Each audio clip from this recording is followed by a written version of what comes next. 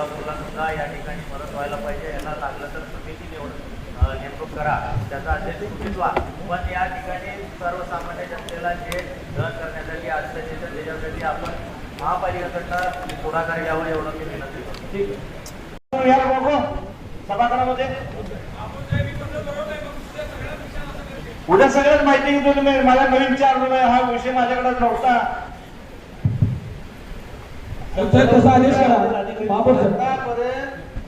लोकांना नागरिकांचा त्याचा उपयोग का करता आला नाही?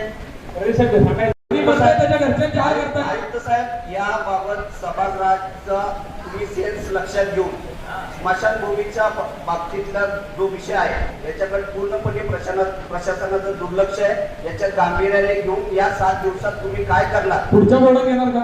मला या 7 दिवसात आपल्याकडे अहवाल महापौरांकडे देण्यात यावा. माझा विषय खूप महत्वाचा आहे. माझं साखर कारखाना पुढचा विषय जे काही माझं काम काय, जसं जसं गॅस देगावची थांबली आहे तसं बाळे स्मशानभूमी का थांबली आहे एवढं तरी सांगू दे. त्यांच्याकडे आहे ना, बाळे स्मशानभूमीमध्ये इलेक्ट्रिक आहे. सोलापूर शहरातल्या सगळ्या स्मशानभूमीची बैठक घ्या. सगळेच घेऊ आपण. जन्मल्यानंतर तर सुविधा देत नाही, मेल्यानंतर तर त्रास कमी करा. विषय क्रमांक 8 आणि 9 आता झालेले आहेत. आपण आता 10 वर आहोत. विषय क्रमांक 10. विषय क्रमांक 10 सद्यस्थिती जनगणना 2027च्या कामकाजाकरता जनगणना कार्यालयाकडून सोलापूर महापालिका अंतर्गत विभागीय कार्यालय निहाय प्रभागनिहाय झोन तयार केले असून त्यानुसार जनगणनेचे काम सुरू करण्यात आले आहे. खालील तथ्यानुसार 2027च्या कामाकरता प्रभागनिहाय झोन 4 ऑफिस क्षेत्र तयार केले आहेत. जनगणना 2027च्या कामाकरता जनगणना कार्यालयाकडून उपरोक्त प्रमाणे सोलापूर महापालिका अंतर्गत विभागीय कार्यालय निहाय तयार करण्यात आलेल्या प्रभाग निहाय झोन कार्योत्तर मान्यतेस प्रकरण पाठवल्याकामी सर्वसाधारण सभेकडे मान्यतो आयुक्त यांचे 27/2/2026च्या मान्यतेने आलेल्या प्रकरणी प्रस्तावित प्रमाणे मान्यता देण्यात येत आहे. तसेच महाराष्ट्र महानगरपालिका अधिनियम चे कलम 29 अ नुसारच्या स्थापन करण्यात येणाऱ्या प्रभाग समिती ही वरील तथ्यात नमूद प्रमाणे प्रभाग क्रमांकाचा समावेश करून प्रभाग समित्या स्थापन करण्यास मान्यता देण्यात येत आहे. तथापि सदर प्रभाग समित्याच्या कार्यालयाच्या जागांमध्ये बदल करण्यास मान्यता देण्यात येत आहे. जर असं धोळकात पडत असतील योजना तर अधिकाऱ्यांच्या कार्यक्षमतेवर प्रश्नचिन्ह निर्माण होतो.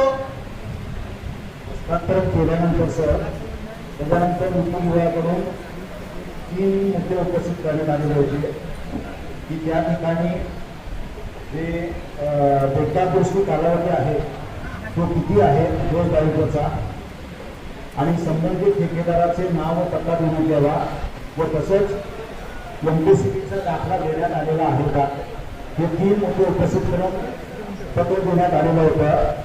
दरम्यानच्या काळामध्ये त्या ठिकाणी सेवक वर्ग जे उपस्थित नेमणूक करायचा होता तोही नेमणूक करण्यासाठी वेगवेगळ्या बैठका झालेल्या आहेत. त्या ठिकाणी प्रत्येक ठिकाणी गाठवलेला मंडपाचा कायम कर्मचारी असणे आवश्यक आहे अशा बैठकीमध्ये ठरलेले होते. किती तारखेला झाले? फक्त 500 रुपयाच्या पावतीवर मयत करतो लोकांना. हे दोन्ही मशानभूमी बंद आहे. दाराबरोबर त्यांचा अतिशय महत्त्वाचा विषय लक्षात ठेवा. तुम्ही गवऱ्या घ्या तर लाकडं घ्या, 5,000 त्याचे आपण 500 रुपये मयत करतो. 12,000 रुपये लागते. काय महापौर साहेब 10 ते 12,000 खर्च आहे.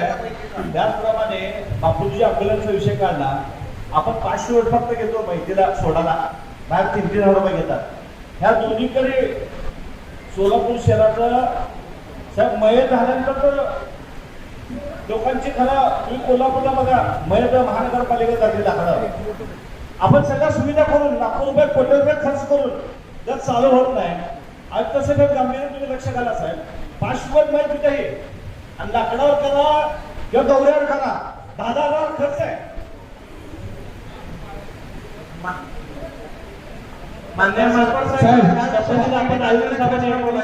संबंधित आपण जे काही आपले उपयोजना आहेत ते आपण त्या ठिकाणी आता सदस्यांनी विषय म्हटल्याप्रमाणे कर्मचारी नाहीत, तिथल्या व्यवस्था नाहीत.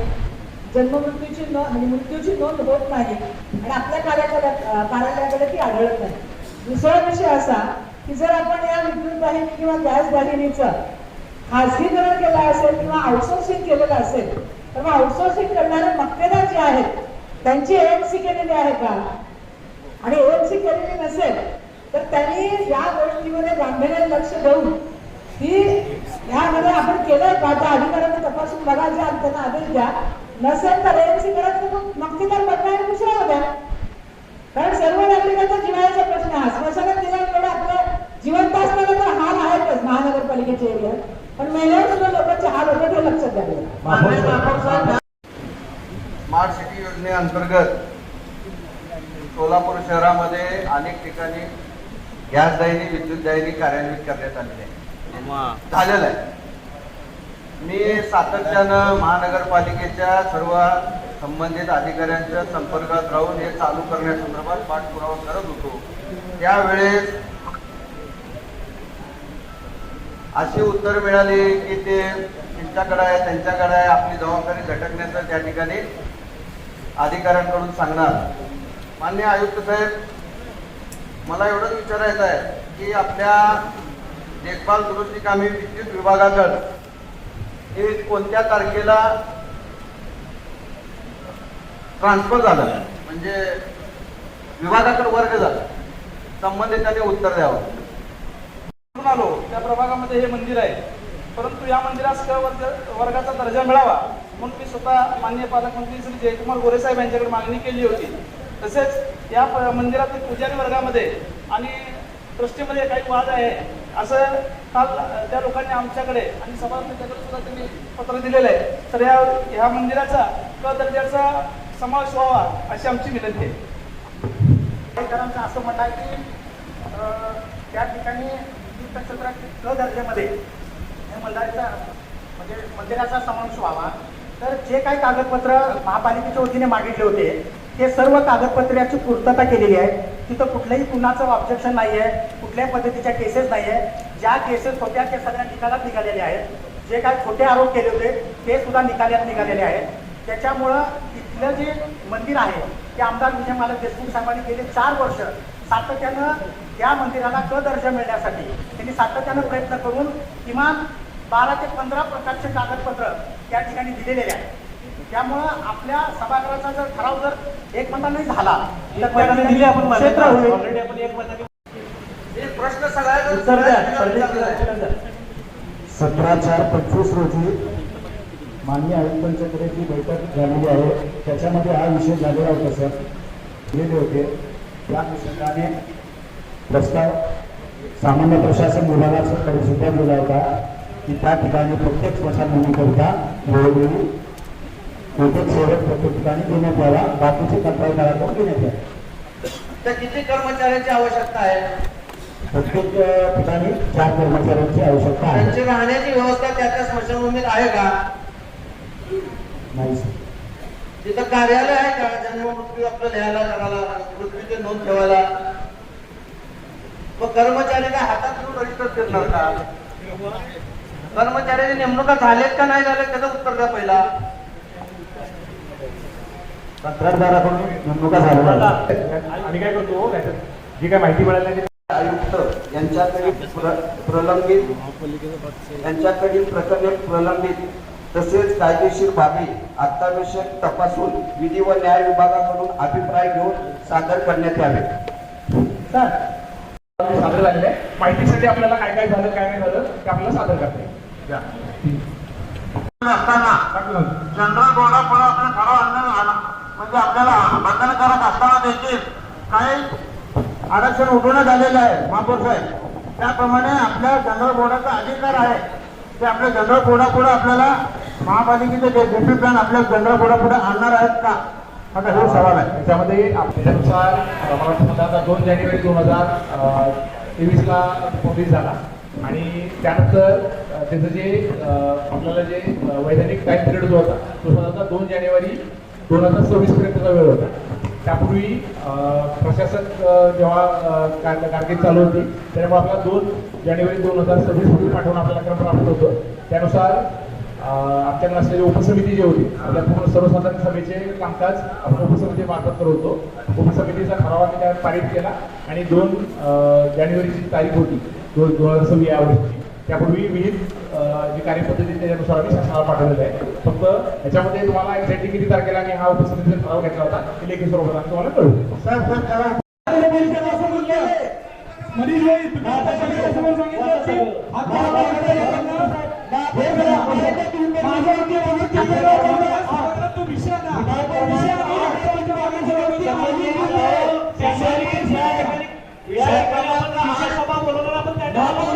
माझा विषय तुम्ही समजून घ्या. मनीष भाईंचं मी मनापासून अभिनंदन करतो. हा तेव्हा भागातल्या लोकांना त्यांनी सांगितलं की त्या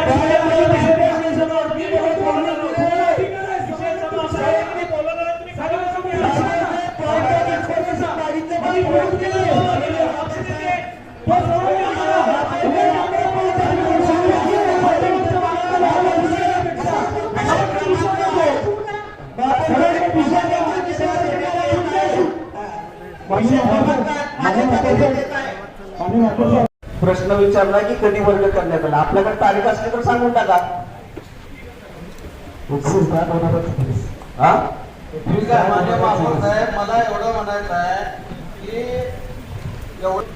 आज 20 मार्च 2026 चालू आहे आणि ऑक्टोबर 2024 मध्ये जर ते विद्युत विभागाला हस्तांतरण केलेलं असेल तर आतापर्यंत नागरिकांना अंत्यसंस्कार करण्यासाठी त्या सोयी सुविधेचा लाभ का घेता आला नाही, त्याचं उत्तर द्यावं. आयुक्त साहेब, साधन सोपायचा भाजंडावर विषय आहे. 8 दिवस विषय क्रमांक 12 आज आम्ही व्यवस्थित रुटीन केलं. आता 10 नंबर वेळ आहेत.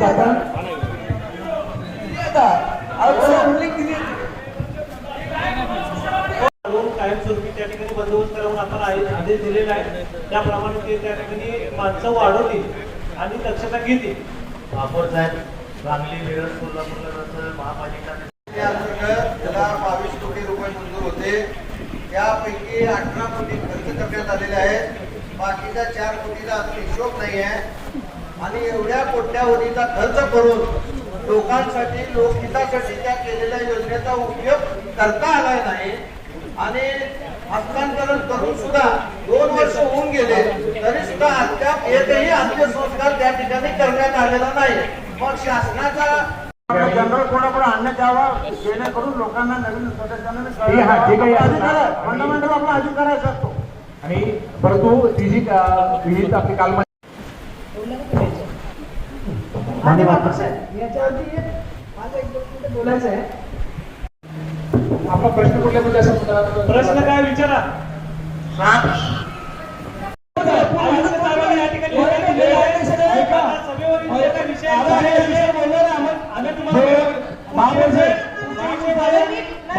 वर्षामध्ये विविध बँकामध्ये जे महानगरपालिकेचे ठेवलेले ठेवे ते मनपाला व्याजापोटी किती रुपयाचे उत्पन्न मिळाले?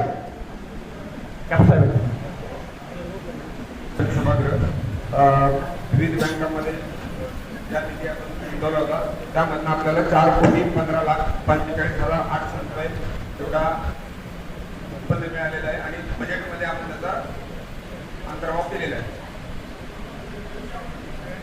ठीक आहे. किती आहेत त्यामध्ये बँकामध्ये किती असते बँकामध्ये आपल्या महानगरपालिकेच्या ठेवलेले लागणार नाही तो पैसा आपण ठेवतो आणि जीपीएसचे जे आपल्याला व्याज द्यावं लागतं कर्मचाऱ्यांना वगैरे ते पैसा ठेवतो. नोकरीचा आकडा सांगा ना. आपण नंतर आकडा एकूण ठेवला आपण एकूण ठेवले किती नोकरी तिथं 2 मिनिटं घेऊन सांगतो. आपण विचारतो जर निविदा आपण काढताना बँकेत किती होते तर आपण त्या निविदा काढल्यात का? आपल्या स्वतःच्या निविदा बँकेत ठेवण्यासाठी निविदा काढत असतात. त्या बँकेत आपण या प्रसंगात या प्रसंगात तुम्ही निविदा काढून तुम्ही ठेवलात का? तर आपण सर्व बँकांकडनं बँकांच्या रेट मागून ज्याचा जास्त हायेस्ट रेट आहे त्याची परवानगी घेतो आणि मग ते तिथे गुंतवतो. मला प्रश्नाचं उत्तर द्यावं. ठीक आहे. आपण विशेष बोर्ड बोलवणार आहे सगळ्यांना लक्षात घ्या.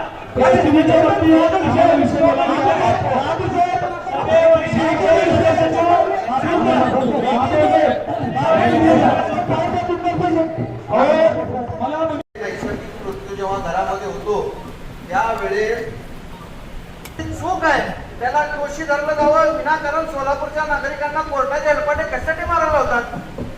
जर तिथे कर्मचारी नसतील, नोंदी व्यवस्थित घेतल्या जात नसतील तर साहेब ते फार मोठं हे आहे. याची जबाबदारी निश्चित व्हावी. आणि अजून प्रश्न, हे चालू कधी होणार साहेब? मला उत्तर पाहिजे.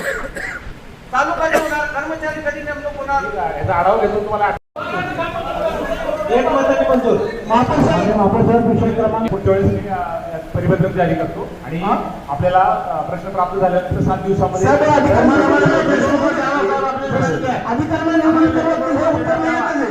आयुक्त साहेब 44 अंतर्गत जे प्रश्न आपल्याला प्राप्त होतील त्याला आयुक्त साहेब तोंडी उत्तर त्याला देऊ शकतात, द्यायला लागेल तोंडी उत्तर. कोणाला तोंड उत्तर द्यायचं नाही. प्रश्न विचारा, सभागृह विचारू का? सभागृह विचारू का सांगा. आयुक्त साहेब आयुक्त यांनी कारवाई करण्यास मान्यता देण्यात येत आहे. हस्तांतरित झाल्यापासून आजपर्यंत कारवाई करण्यात आलेली नाही याची जबाबदारी निश्चित करून संबंधितांवर कारवाई करण्यास मान्यता देण्यात येत आहे. हस्तांतरित झाल्यापासून किती खर्च करण्यात आला याबाबतची माहिती सभागृहाकडे पाठवा.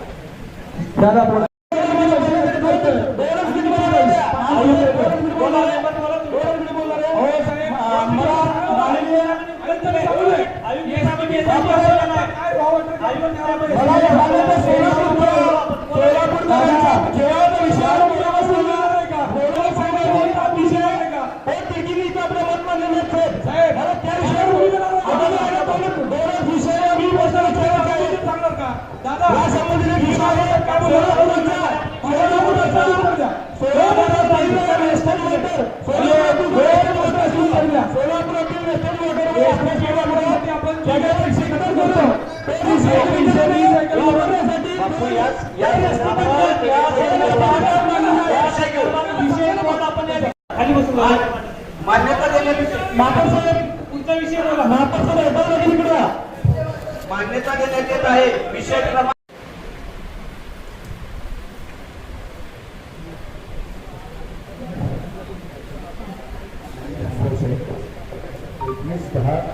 रोजी दोन्ही महामंडळ विभागाकडून एकाच वर्षीसाठी सदरची गॅस भरणी विद्युत विभागाला हस्तांतरित करण्यात आले. किती तारखेला? 21/10/2024. त्या ठिकाणी